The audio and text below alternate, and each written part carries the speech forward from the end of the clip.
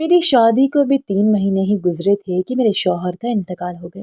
میں نے اپنی عدت کے 4 مہینے اپنے گھر میں گزارے۔ اس کے بعد میرے ماں باپ مجھے لینے کے لیے آ گئے، پر میں ان کے ساتھ نہیں گئی کیونکہ میں ان پر مزید بوجھ نہیں بننا چاہتی تھی، کیونکہ میرے ابا جان کے مالی حالات کچھ ٹھیک نہیں تھے اور انہوں نے بہت ہی مشکل سے میری شادی کروائی تھی۔ میرے سسرال والے اچھے خاصے امیر تھے۔ میری ساس کے صرف 2 ہی بیٹے تھے اور ایک ان کی بیٹی تھی۔ میرے شوہر کے انتقال کے بعد میں چاہتی تھی کہ میری ساس میری شادی میرے دیور کے ساتھ کر دے، جو کہ میرے شوہر سے 2 سال چھوٹا تھا۔ اس لیے میں ان کا دل جیتنے کی بہت کوشش کرتی تھی۔ میں اپنے گھر کا سارا کام خود ہی کرتی تھی اور رات کو سونے سے پہلے اپنی ساس کے پیر بھی دبا دیا کرتی تھی۔ مجھ سے جتنا بھی ہو سکتا تھا میں اپنی ساس کی خدمت کرتی تھی، کیونکہ میں چاہتی تھی کہ وہ ایک بار پھر مجھے اپنی بہو بنا لے۔ میری ایک نند تھی جو شادی شدہ تھی۔ وہ بہت ہی کم ہمارے گھر آیا کرتی تھی کیونکہ میری ساس نے اس کی شادی بھی ایک بہت ہی بڑے امیر گھر میں کر دی تھی، اس لیے وہ اپنے میکے میں زیادہ تر آنا پسند نہیں کرتی تھی۔ اس کے گھر میں تو ہمارے گھر سے بھی زیادہ آسائشیں موجود تھیں اور وہ وہاں بہت ہی خوشگوار زندگی گزار رہی تھی۔ پر میری نند جب بھی آتی تھی میں اس کی بہت اچھے سے مہمان نوازی کرتی تھی، اس کی پسند کے سارے کھانے بناتی تھی اور اس کے بچوں کا بھی بہت خیال رکھتی تھی۔ اس بات سے میری ساس بہت ہی خوش ہوا کرتی تھی اور مجھے بدلے میں بہت سی دعائیں دیتی تھی اور کہتی تھی کہ میری دعا ہے کہ میری دوسری بہو بھی اتنی اچھی ہو جتنی اچھی مجھے تم ملی ہو، اور مجھے کہتی تھی تم میرے لیے بالکل میری بیٹی کی طرح ہو، تم جس طرح سے میری خدمت کرتی ہو اس طرح سے تو کوئی بیٹی بھی اپنی ماں کی خدمت نہیں کرتی۔ میں اپنی ساس کا کسی بھی طرح دل جیتنا چاہتی تھی کیونکہ ہمارے گھر میں صرف میری ساس کی حکومت چلتی تھی۔ ہر چیز ان کے کہنے پر ہی ہوتی تھی۔ اگر کوئی بات ان کو بری لگ جاتی تھی تو پھر اس گھر میں اس کا نام بھی کوئی نہیں لیتا تھا، کیونکہ میری ساس بہت ہی سخت مزاج کی تھی اور ہمارے گھر میں تو ان کی مرضی کے بنا پرندہ بھی اپنا پر نہیں مار سکتا تھا۔ میرے ساس مجھ سے خوش تھے، اس لیے مجھے یقین ہو گیا تھا کہ وہ میرے دیور کا نکاح میرے ساتھ کر دیں گے۔ میرا دیور جو کہ لندن میں ڈاکٹری کر رہا تھا، اس کے واپس آنے میں صرف 3 ہی مہینے رہ گئے تھے اور میں دل ہی دل میں بہت زیادہ خوش ہو رہی تھی کہ ایک بار پھر سے یہ گھر اب میرا ہو جائے گا اور میں اس گھر کی مالکن بن جاؤں گی، کیونکہ میں اپنی پوری زندگی غربت میں گزار کر آئی تھی اور یہاں آ کر مجھے پتا چلا تھا کہ زندگی کی آسائشیں کیا ہوتی ہیں، اور میں ابھی اپنے ہاتھوں سے گنوانا نہیں چاہتی تھی کیونکہ میرا سسرال بہت ہی زیادہ امیر تھا۔ میرے سسر کی زمین تھی جو اسے اپنے باپ دادا سے ورثے میں ملی تھی اور یہ لوگ خاندانی امیر تھے، اور میرا دیور بھی مجھے بہت ہی اچھا لگتا تھا۔ وہ دیکھنے میں بہت ہی خوبصورت تھا۔ میں اسے شادی کر کے بالکل اپنی ساس کی طرح اس گھر پر اپنا روب دبدبا چاہتی تھی، اور مجھے اس بات کا پتہ تھا کہ یہ تبھی ہو سکتا ہے جب میرا دیور مجھ سے شادی کرے گا، کیونکہ میری ساس اور میرے سسر اپنے اس بیٹے کا کہنا اچھا خاصا مانتے تھے اور ہر بات میں اس سے مشورہ کرتے تھے۔ اور جو میرا شوہر تھا وہ دکھنے میں بھی عام شکل و صورت کا تھا اور زیادہ پڑھا لکھا بھی نہیں تھا۔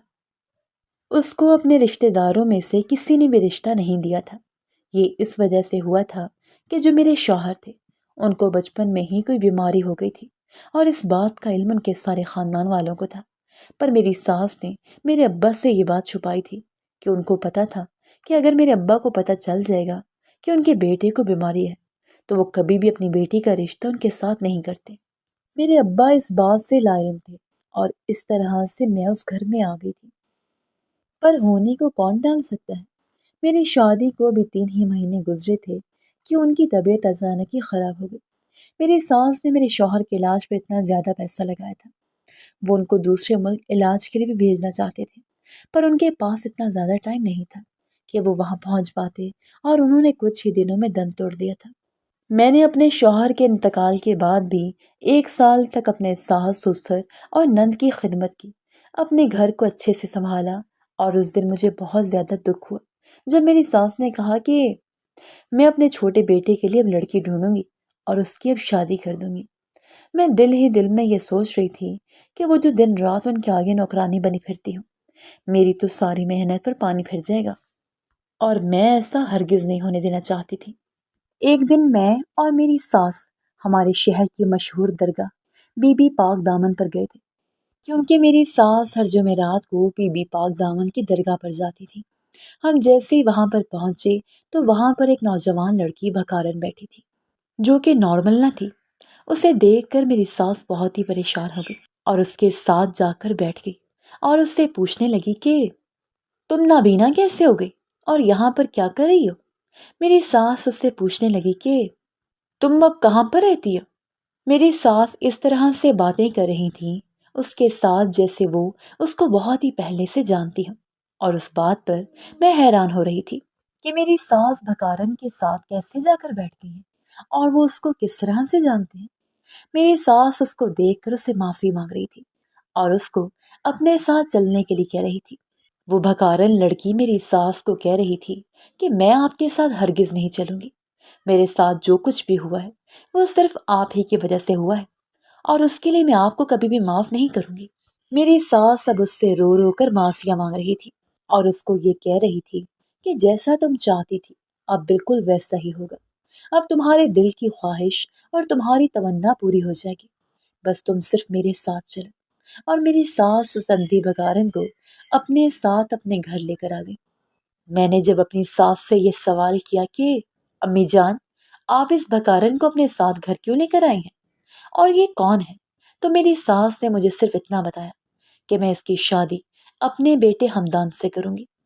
میری ساس کی یہ بات سن کر میری تو پیروں تلے سے زمین ہی نکل گئی، کیونکہ میں نے جتنے بھی خواب دیکھے تھے میرے سارے خواب مجھے چکنا چور ہوتے نظر آ رہے تھے۔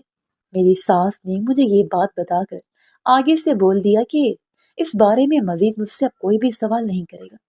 مجھے تو میری ساس کی اس بات پر حیرانگی ہو رہی تھی کہ وہ ایک اندھی لڑکی سے جو کہ بھکارن ہے اپنے ڈاکٹر بیٹے کی شادی کیسے کر سکتے ہیں، اور مجھے یہ بھی لگ رہا تھا کہ میرا دیور تو اسے دیکھ کر اسی وقت ٹھکرا دے گا، کیونکہ وہ لندن سے پڑھ کر آ رہا تھا اور اس کی پسند بھی کوئی اچھی خاصی ہو سکتی ہے۔ وہ ایک بھکارن اور اندھی لڑکی سے کیسے شادی کرے گا؟ مجھے تو میری ساس کی سوچ پر ہی حیرت ہو رہی تھی۔ کچھ ہی دنوں میں میرا دیور واپس آ گیا اور میری ساس نے شادی کی تیاریاں شروع کر دی۔ میری ساس نے میرے دیور کو شادی کے بارے میں بتا دیا تھا، لیکن یہ نہیں بتایا تھا کہ اس نے اس کے لیے جس لڑکی کا انتخاب کیا ہے وہ لڑکی اندھی ہے۔ میں نے بہت ہی کوشش کی تھی کہ اپنے دیور کو کسی طرح سے یہ بات بتا سکوں کہ آپ کی ماں نے ایک بھکارن لڑکی چنی آپ کے لیے، اور میری ساس نے سختی سے منع کر دیا تھا کہ ہمدان کو اس بات کے بارے میں پتہ نہیں لگنا چاہیے کہ اس کی شادی کس کے ساتھ ہو رہی ہے۔ جب نکاح کا وقت ہو گیا اور میرا دیور اس لڑکی کو دیکھ کر بہت زیادہ خوش ہوا، تو میں یہ دیکھ کر حیران ہونے لگی کہ آخر میرا دیور اتنا خوش کیوں ہے؟ ایک اندھی لڑکی اس کی بیوی بننے جا رہی ہے اور وہ پھر بھی بہت زیادہ خوش ہے۔ میری پریشانی میں مزید اضافہ ہوتا جا رہا تھا، کیونکہ مجھے کچھ بھی سمجھ میں نہیں آ رہا تھا۔ میرے دیور کا اس اندھی لڑکی کے ساتھ نکاح ہو گیا اور میری آنکھوں کے سامنے وہ اپنی بیوی کا ہاتھ پکڑ کر اپنے کمرے میں چلا گیا اور میرے سارے خواب دھرے کے دھرے رہ گئے۔ میری ساس نے مجھے حکم دیا کہ میرے دیور اور دیورانی کی ساری ذمہ داری مجھے ہی اٹھانی ہوگی، کیونکہ وہ اندھی ہے، اسے کچھ بھی نظر نہیں آتا، اس لیے ان کے کھانے پینے سے لے کر ان کے ہر کام کی ذمہ داری مجھ پہ ڈالی گئی تھی۔ اور مجھ سے یہ بات بالکل بھی برداشت نہیں ہو رہی تھی کہ میں نے پہلے تو اپنی ساس کے اس گھر میں خدمتیں کی اور پھر دیورانی کی نوکر بنتی پھروں۔ میں نے ہمت کر کے ساس کے ساتھ آج بات کرنے کا فیصلہ کر لیا اور اس کے کمرے میں چلی گئی۔ میں نے ساس سے پوچھا کہ آپ نے میرے بارے میں آخر کیا سوچا؟ آپ کب تک مجھے اپنے گھر میں اس طرح نوکرانی بنا کر رکھیں گی؟ پہلے جو صرف آپ تھی، اب تو آپ نے ایک اندھی لڑکی کو بھی میرے سر پر آ کر بٹھا دیا ہے۔ آپ میرے شوہر کی ماں تھی، اس لیے میں آپ کی خدمت اپنے دل و جان سے کرتی تھی، پر میں اس اندھی بھکارن کی نوکری نہیں کر سکتی۔ میری ساس نے مجھے کہا کہ میرے پاس آ کر بیٹھو، میں تمہیں بتاتی ہوں کہ وہ کون ہے۔ مجھے میری ساس اب بالکل بھی اچھی نہیں لگ رہی تھی۔ میرا دل کر رہا تھا کہ میں اسی وقت اس گھر سے چلی جاؤں، کیونکہ میں اپنے مقصد میں ناکام ہو گئی تھی اور مجھے ان کی کوئی بھی بات مزید سننی نہیں تھی۔ پر میں ایسا کچھ بھی نہیں کر سکتی تھی، مجھے مجبوراً اپنی ساس کے پاس جا کر بیٹھنا پڑا۔ میری ساس نے مجھے بتایا کہ جب ہمدان لندن گیا تھا، یہ تب کی بات ہے، اس نے مجھے بتایا کہ یہ لڑکی ہمارے محلے میں رہتی تھی اور ہمدان اس کو بہت ہی پسند کرتا تھا، یہ لڑکی بھی ہمدان کو پسند کرتی تھی۔ ہمدان نے مجھے کافی بار کہا تھا کہ میں اس کا رشتہ لے کر ان کے گھر چلی جاؤں، پر وہ ہم سے تھوڑے غریب لوگ تھے اور میں ہمدان کا رشتہ بہت ہی امیر خاندان میں کرنا چاہتی تھی، جو کہ میری ٹکر کا ہونا چاہیے۔ ہمدان نے مجھے بہت ہی سمجھایا کہ انسان کی خوشیوں کے آگے پیسے کا کوئی بھی مول نہیں ہوتا، پر مجھے یہ بات سمجھ میں نہیں آئی تھی۔ میں اس لڑکی کے ماں باپ کے گھر گئی تھی اور ان کو کہا تھا کہ اپنی بیٹی کو سمجھاؤ کہ میرے بیٹے سے دور ہو جائے، ورنہ آپ کے ساتھ اچھا نہیں ہوگا۔ میں جانتی ہوں کہ آپ کی ساری نظر میرے پیسوں پر اور میری جائیداد پر ہے، اس لیے آپ نے اپنی بیٹی کو میرے بیٹے کو پھنسانے کے بارے میں کہا ہے، پر جیسا آپ چاہتے ہیں ویسا بالکل بھی نہیں ہوگا۔ میں ایسا ہرگز نہیں ہونے دوں گی۔ اس لڑکی کی ماں مجھے رو رو کر کہہ رہی تھی کہ ہم نے اپنی بیٹی کو ایسا کچھ بھی نہیں کہا، ہم غریب لوگ ہیں اور عزت والے ہیں، آپ یہاں آ کر اس طرح سے تماشا کریں گی تو محلے میں ہماری کیا عزت رہ جائے گی؟ مہربانی کر کے آپ یہاں سے چلی جائیں۔ اس عورت نے مجھے کہا تھا کہ میں آج کے بعد اپنی بیٹی کو آپ کے بیٹے سے ملنے نہیں دوں گی، آپ بے فکر ہو جائیں۔ اس وقت جب میں ان کے گھر گئی اور ان کو اتنی ساری باتیں سنا کر آ رہی تھی تو ان کے گھر کے باہر کافی لوگ جمع ہو گئے تھے اور سارے محلے کو اس تماشے کے بارے میں پتہ چل گیا تھا۔ اس لڑکی کی ماں بیچاری تو بہت ہی شرمسار ہو رہی تھی اور بہت ہی زیادہ رو رہی تھی۔ جب میں گھر واپس آئی تو ہمدان مجھ سے بات بالکل بھی نہیں کر رہا تھا۔ میں نے اس کو کھانا کھانے کے لیے بلایا اور اس نے کھانا کھانے سے بھی منع کر دیا۔ ہمدان کی یہ بے رخی مجھ سے بالکل بھی برداشت نہیں ہو رہی تھی، کیونکہ اس سے پہلے کبھی بھی ایسا نہیں ہوا تھا کہ ہمدان مجھ سے بات نہ کرے اور میری کسی بات کا جواب نہ دے۔ ہمدان تو میرا اتنا فرما بردار بیٹا تھا جو میری ایک آواز پر بھاگا ہوا میرے پاس آ جاتا تھا، اور یہ سب اس وجہ سے ہو رہا تھا کیونکہ اس کو اس لڑکی نے فون کر کے بتا دیا تھا کہ میں ان کے گھر گئی تھی اور ان کے ماں باپ کو سارے محلے کے سامنے بے عزت کر کے آ گئی ہوں۔ اگلی صبح کو ہمدان جب گھر سے باہر جا رہا تھا اور میں نے اس سے پوچھا کہ کہاں جا رہے ہو، تو اس نے مجھے بتایا کہ میں نیلم سے ملنے جا رہا ہوں۔ میں نے اس کو بہت روکا۔ میں نے اس سے کہا کہ میں اس غریب لڑکی سے تمہاری شادی ہرگز نہیں کرواؤں گی، اس کی نظر صرف تمہاری دولت پر ہے جو تمہیں نظر نہیں آ رہا۔ ہمدان میری ساری باتیں سن کر باہر چلا گیا اور اس نے مجھے کسی بھی بات کا جواب نہیں دیا۔ تھوڑی ہی دیر کے بعد جب وہ واپس آیا تو بہت ہی چلا چلا کر رو رہا تھا۔ وہ اپنے کمرے میں چلا گیا اور اس نے وہاں پر رکھی ہوئی ہر چیز توڑ پھوڑ دی۔ میں نے اس کے کمرے کا دروازہ بہت زیادہ کھٹکھٹایا اور اس نے مجھے ایک جواب تک نہیں دیا اور خود کو کمرے میں بند کر دیا۔ اس نے سارا دن کھانا نہیں کھایا تھا اور ہمدان کی یہ حالت مجھ سے بالکل بھی برداشت نہیں ہو رہی تھی کیونکہ میں اس کی ماں تھی۔ وہ مجھے اپنے دل و جان سے زیادہ عزیز تھا۔ میرا بڑا بیٹا تو پہلے ہی بیمار تھا، پر اب میں اپنا یہ بیٹا کھونا نہیں چاہتی تھی۔ میں کیسے بھی کر کے اس لڑکی اور اس کی فیملی کو اس شہر سے نکالنا چاہتی تھی کیونکہ مجھے ایسا لگتا تھا اگر وہ یہاں سے چلی جائے گی تو ہمدان کا رابطہ اس سے ختم ہو جائے گا اور یہ اس طرح سے ٹھیک ہو جائے گا۔ ہمدان نے اس دن سارا دن خود کو کمرے میں بند کیا ہوا تھا اور میں پھر سے اس لڑکی کے گھر چلی گئی۔ میں نے اس لڑکی کے ماں باپ کو کہا کہ آپ لوگ اس شہر سے کہیں دور چلے جائیں، اس کے بدلے میں آپ لوگ مجھ سے جتنے بھی پیسے لے لو میں آپ کو دینے کے لیے تیار ہوں، بس اپنی بیٹی سے کہو کہ میرے بیٹے کا پیچھا چھوڑ دے اور اس کی زندگی سے چلی جائے۔ تو کمرے سے نکل کر اس وقت نیلم باہر آ گئی اور مجھے کہنے لگی کہ آپ بے فکر ہو جائیں، میں آپ کے بیٹے سے اب کبھی بھی نہیں ملوں گی۔ اس نے مجھے بتایا کہ آج بھی وہ اس سے ملنے آیا تھا اور اس نے واپس بھیج دیا اور اپنا رشتہ ہمیشہ کے لیے اس کے ساتھ ختم کر دیا ہے۔ نیلم نے اس وقت مجھے بتایا کہ آپ کے پیسے ہمیں نہیں چاہیے، ہم تو پہلے ہی سوچ چکے ہیں کہ ہم یہ شہر آج رات ہی چھوڑ کر چلے جائیں گے۔ آپ کی بہت بڑی مہربانی ہوگی کہ آپ اپنے بیٹے کو سمجھائیں کہ وہ ہمارا پیچھے نہ کرے اور ہمیں سکون کی زندگی جینے دے۔ آپ کا بیٹا ہی میرے پیچھے پڑا ہوا ہے، وہ تو ہمیشہ سے مجھے کہتا تھا کہ میں شادی کروں گا تو صرف تم سے ہی کروں گا، پر میں نے اس کو کہہ دیا تھا کہ میں کبھی بھی تم سے شادی نہیں کروں گی کیونکہ مجھے پتا تھا کہ آپ ایسا ہرگز نہیں ہونے دیں گی، کیونکہ آپ کو اپنے بیٹے کی خوشیوں سے زیادہ اپنے پیسوں کے زور پر جو بنائی ہوئی شان و شوکت ہے وہ عزیز ہے۔ آپ کے لیے اپنے بیٹے کی خوشیاں کوئی بھی معنی نہیں رکھتی۔ اور نیلم نے کہا کہ مجھے تو آپ کا بیٹا ہی ہمیشہ کہتا تھا کہ اپنی ماں کو سمجھانا میرے ذمہ ہے، اس کی فکر تم مت کرو، وہ میری ماں ہے، وہ میری خوشیوں کا خیال ضرور رکھے گی۔ نیلم نے مجھے اس وقت کہا کہ مجھے افسوس ہے کہ ہمدان اتنی بڑی غلط فہمی میں تھا کہ اس کی ماں کو اس کی خوشیاں عزیز ہیں، اور میں نے اس وقت نیلم کو کہا کہ مجھے سمجھانے کی یا کچھ بھی بتانے کی تمہیں ضرورت نہیں ہے، جتنا ہو سکے جلدی اس شہر سے نکل جاؤ۔ ایسا کہہ کر میں جب گھر آ گئی تو ہمدان کی حالت بہت ہی رو رو کر بگڑ گئی تھی۔ میں نے یہ سوچا تھا کہ یہ صرف کچھ ہی دنوں تک چلے گا اور پھر کچھ دنوں کے بعد وہ نیلم کو بھول جائے گا، پر ایسا کچھ بھی نہیں ہوا تھا۔ ہمدان کی طبیعت دن بدن بگڑتی جا رہی تھی، اس نے کھانا پینا بالکل ہی بند کر دیا تھا۔ ایک دن تو ہمدان بے ہوش ہو کر گر گیا اور صرف بے ہوشی میں نیلم کا نام ہی پکار رہا تھا۔ اس دن مجھے تھوڑا احساس ہوا تھا کہ کاش میں نیلم کے ساتھ اس کی شادی کر دیتی تو شاید آج میرے بیٹے کی یہ حالت تو نہ ہوتی۔ اس دن میرا بیٹا ہسپتال میں داخل تھا۔ جس دن ہمدان کو تھوڑا ہوش آیا تھا، اس دن وہ مجھے رو رو کر کہہ رہا تھا کہ امی، مجھے نیلم کے پاس جانا ہے، خدا کے واسطے مجھے نیلم سے ملوا دے، ایک بار ملوا دے، وہ مجھ سے ملنا نہیں چاہتی۔ ہمدان نے مجھے کہا کہ اب اس سے ملنے بھی گیا تھا اور اس نے اپنا ہر رشتہ اس کے ساتھ ختم کر دیا ہے اور اس سے ملنے سے انکار کر رہی ہے۔ ہمدان کو کیا خبر تھی کہ میں نے اس کو اس شہر سے نکال دیا ہے۔ یہ تو اس دن کی بات کر رہا تھا جس دن وہ اس سے ملنے گیا تھا۔ اس کے بعد تو وہ لوگ تو شہر ہی چھوڑ کر چلے گئے تھے۔ میں نے ہمدان کو کہا کہ بیٹا، تم ٹھیک ہو جاؤ، جیسے ہی تم ٹھیک ہو جاؤ گی میں تمہارا رشتہ لے کر اس لڑکی کے گھر چلی جاؤں گی۔ میں تم سے وعدہ کرتی ہوں، میں نیلم کی شادی تمہارے ساتھ کرواؤں گی۔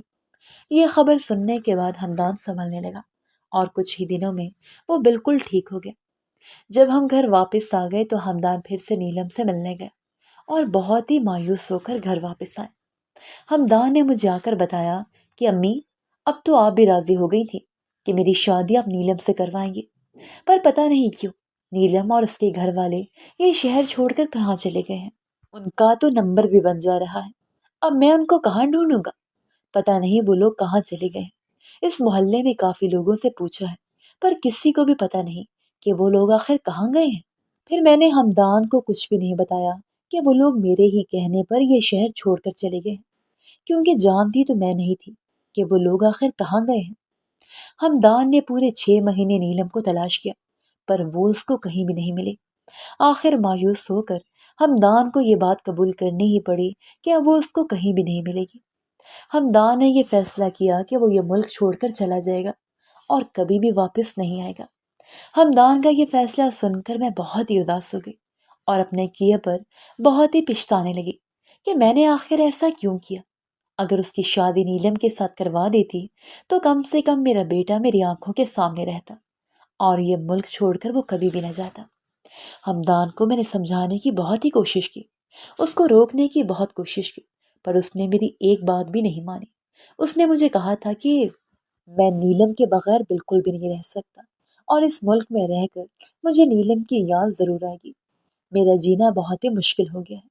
یہ ساری باتیں بتا کر ہمدان بہت ہی زیادہ رویا تھا اور میں اپنے کیے پر بہت ہی پچھتاتی تھی کہ میں نے اپنی ضد میں آ کر اپنے بیٹے کی خوشیاں برباد کر دی۔ اگر میں اس کی شادی نیلم کے ساتھ کرتی تو آج وہ کتنا خوش ہوتا۔ اپنے بیٹے کی اس حالت کی ذمہ دار صرف میں ہی تھی، میری وجہ سے اس کی آنکھوں میں اتنے آنسو تھے۔ اس کے بعد ہمدان لندن چلا گیا اور میں نے نیلم کی تلاش جاری رکھی۔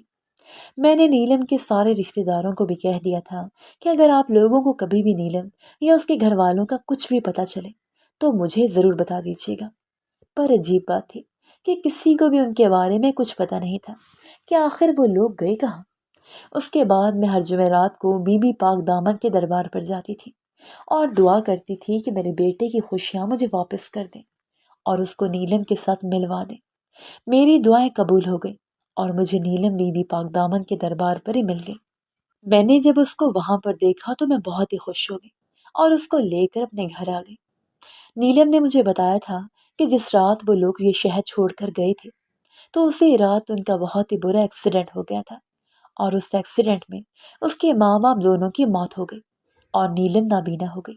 یہ بات سن کر میں بہت رونے لگی کیونکہ اس کے ساتھ یہ سب کچھ میری ہی وجہ سے ہوا تھا۔ نہ ہی میں اس کو اس شہر کو چھوڑنے کے لیے کہتی اور نہ ہی اتنا برا ان کے ساتھ حادثہ ہوتا۔ پھر میں نے فیصلہ کر لیا کہ میں کچھ دنوں میں اب بس نیلم کی شادی ہمدان کے ساتھ کر دوں گی۔ ہمدان جیسے ہی واپس آیا تو وہ نیلم کو دیکھ کر بہت ہی خوش ہو گیا۔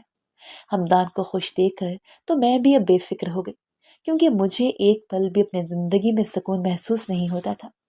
میرے پاس بہت زیادہ پیسہ تھا، میرے پاس زندگی کی ہر آسائش موجود تھی، الحمدللہ، پر ان کی خوشی میرے لیے ان سب چیزوں سے زیادہ تھی۔ میری ساس یہ ساری باتیں مجھے بتا کر بہت ہی زیادہ رو رہی تھی۔ وہ مجھے کہہ رہی تھی کہ بیٹی، مجھے پتا ہے کہ تمہارے دل میں کیا تھا اور تم کیا چاہتی تھی، اور میں مجبور تھی، میں ویسا کبھی بھی نہیں کر سکتی تھی جیسا تم چاہتی تھی۔ تم میری بیٹی ہو، تم نے جس طرح سے میری خدمت کی ہے اس کا اجر تو تمہیں اللہ پاک ہی دے گا۔ تم جیسا چاہو گی اب میں ویسا ہی کروں گی۔ اگر تم شادی کرنا چاہتی ہو تو مجھے بتا دو، میں تمہارے لیے اچھے سے اچھا رشتہ دے کر تمہاری شادی کسی اونچے خاندان اور امیر خاندان میں کر دوں گی۔ پر ہمدان کی خوشی صرف نیلم کے ساتھ تھی، وہ تمہارے ساتھ کبھی بھی خوشگوار زندگی نہیں گزار سکتا۔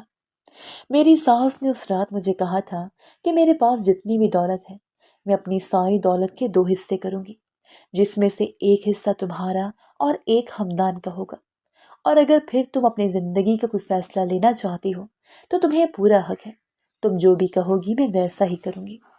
اپنی ساس کی ساری بات سن کر مجھے اس وقت احساس ہوا تھا کہ میں جو کچھ بھی سوچ رہی تھی بہت ہی غلط سوچ رہی تھی۔ میرے دل میں بھی دولت کی لالچ کتنی بڑھ گئی تھی کہ مجھے اپنے گھر والوں کا پیار بھی نظر نہیں آ رہا تھا۔ اپنے بیٹے کی موت کے بعد مجھے اپنے میکے بھیج سکتے تھے، پر ان لوگوں نے میرے ساتھ ایسا کچھ بھی نہیں کیا، اور میری ساس نے مجھے اپنی بیٹی بنا کر اپنے پاس ہی رکھ لیا تھا۔ میں اس وقت اپنی ساس کو کہہ دیا تھا کہ نہیں امی جان، میں اپنی پوری زندگی آپ کے ساتھ ہی گزاروں گی۔ اس گھر میں جتنی خوشی مجھے ملی ہے میں نے تو کبھی سوچا بھی نہیں تھا کہ میری زندگی میں کبھی اتنی خوشیاں، اتنا سکھ مجھے ملے گا۔ آپ نے جتنا کچھ مجھے دیا ہے میرے لیے تو یہ بہت زیادہ ہے، مجھے مزید کی اب خواہش نہیں ہے۔ میری ساس نے اس وقت بھی مجھے گلے لگایا اور مجھے کہا کہ تم میری بیٹی ہو اور ہمیشہ ہی میری بیٹی رہو گی، اور اس بات سے مجھے بہت ہی زیادہ خوشی ملی تھی۔ میں نے اس وقت ساس کو کہا کہ امی جان، میں ہمدان اور اس کی بیوی کو اس کے کمرے میں کھانا دے کر آتی ہوں۔ میں نے اپنی ساس کو کہا تھا کہ اب آپ دونوں کی فکر مت کیا کریں، میں ہی اپنی دیورانی کا خیال رکھوں گی۔ اس کی آنکھیں نہیں ہیں تو کیا ہوا، وہ میرے لیے میری بہنوں جیسی ہے۔ میں اس کو کبھی بھی اس بات کا احساس نہیں ہونے دوں گی کہ اس کو کچھ بھی نظر نہیں آتا، میں اس کا بہت ہی زیادہ خیال رکھوں گی۔ میری ساس نے میرے سر پر ہاتھ رکھ کر مجھے دعا دیتے ہوئے کہا، میری بیٹی، مجھے تم سے اسی بات کی توقع تھی۔ میں جیسے ہی کھانا اور دودھ لے کر خاندان کے کمرے میں گئی تو ہمدان کے کمرے میں 3 اور ڈاکٹر بیٹھے ہوئے تھے، اور ہمدان ان کے ساتھ نیلم کی ہی بات کر رہا تھا اور کہہ رہا تھا کہ میں جس لڑکی کے بارے میں آپ لوگوں کو بتاتا تھا یہی ہے وہ نیلم، جسے میں بہت ہی زیادہ محبت کرتا تھا، اور آج شکر ہے کہ اللہ کا نیلم مجھے مل گئی ہے، اور اس کا ساتھ پا کر میں بہت ہی زیادہ خوش ہوں۔ مجھے تو اپنی قسمت پر یقین ہی نہیں آ رہا کہ مجھے اپنی محبت حاصل ہو گئی ہے۔ ہمدان کے دوست نیلم کی بہت زیادہ تعریف کر رہے تھے، اور وہ تعریف کے قابل بھی تھی، کیونکہ نیلم بہت ہی خوبصورت لڑکی تھی۔ ہمدان کے دوست جو کہ ڈاکٹرز تھے اور ہمدان کو کہہ رہے تھے کہ تم نیلم کو لندن لے کر آنا، اس کا وہاں پر آپریشن کروائیں گے اور پھر نیلم کی آنکھیں واپس آ جائیں گی۔ یہ بات سن کر تو مجھے بھی بہت زیادہ خوشی ہو رہی تھی کہ اس کی آنکھوں کی روشنی ایک بار پھر سے واپس آ جائے گی، اور پھر ہم دونوں جٹھانی دیورانی اسی گھر میں خوشگوار زندگی گزار سکیں گے۔